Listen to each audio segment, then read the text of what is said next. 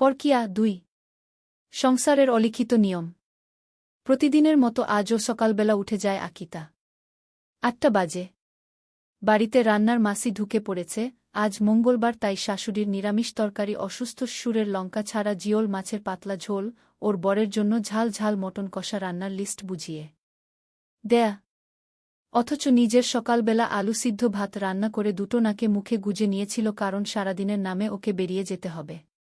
College থেকে বাড়ি ফিরতে ফিরতে সন্ধ্যা হয়ে যায়।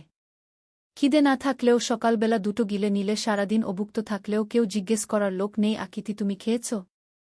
আগে একটা সময়ে চূড়ান্ত অভিমান বসত, নিজে না খেয়ে থেকে নিজেকে নিজে অনেক কষ্ট দিত, অথচ দিনের পর দিন অসুস্থ হয়ে নিজে পড়ে থাকলেও এক গ্রাস ভাত রান্না করে ওর সামনে দেওয়ার লোক ছিল না।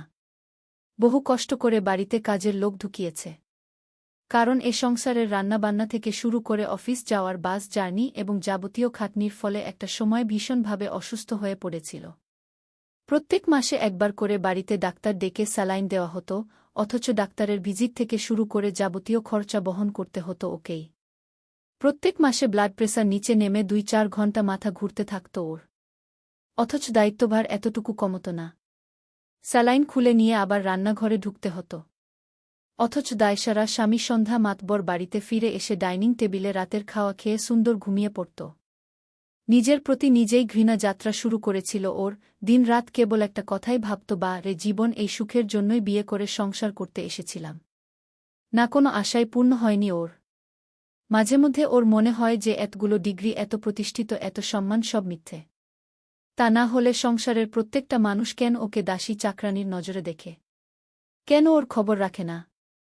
কেন এসব কথা নিজের মা বাবাকে পর্যন্ত বলতে পারে না? নিজের অবস্থার কিছুটা পরিবর্তন ঘটাতে আজকে বাড়িতে দুটো কাজের মাসি ঢুকেছে। কাজের মাসি এবং রান্নার মাসি। এই তো বছরখানেক আগের ঘটনা, যখন ওকে এঁঠো থালা বাসনগুলো পর্যন্ত মাজতে হতো।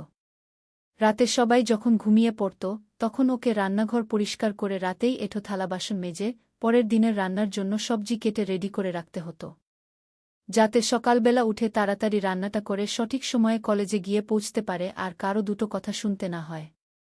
চাকরিটা চলে যেতেই পারত, তাতে অবশ্য কারো কিছু এসে যেত না, আর কাউকেই আখেরে খুশি করা সম্ভব হতো না।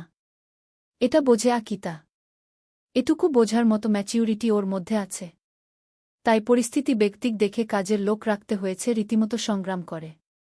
কাজের মাসির মাইনে বাবদ প্রায় ১০০০ টাকা ওকেই দিতে হয়, যেহেতু সংসারের একটা অলিখিত নিয়ম অনুসারে রান্নার দায়িত্ব থাকে বাড়ির বউয়ের হাতেই। শিক্ষিতা হলেও আকিতা অলিখিত নিয়মের বাইরে গিয়ে উঠতে পারেনি। বাড়ির সমস্ত কাজের দায়িত্ব দুটো কাজের মাসির হাতে বুঝিয়ে দিয়ে ওকে অফিসের পথে যাত্রা শুরু করতে হয়। আজও তার ব্যতিক্রম হয়নি। আজ অনেক দিন পর খুব সেজেছে ও। আগে সাজত না, এখন নিজেকে নিজে ভালো রাখার জন্য সাজগোজটাও যে প্রয়োজন এটা শিখে গেছে। শিখিয়েছে ওর বন্ধুরা। ওর মোবাইল বেজে উঠল। একটা unknown number calling. Call receive করতেই ওপাশ থেকে কে একজন পুরুষালী কণ্ঠে স্মার্টলি একজন বলে উঠল, এটা কি সুকন্যার কন্ট্যাক্ট নাম্বার? না, রং নাম্বার বলেই লাইনটা কেটে দেয় আকিতা। এখন রং নম্বরের কোনো ব্যক্তির সঙ্গে।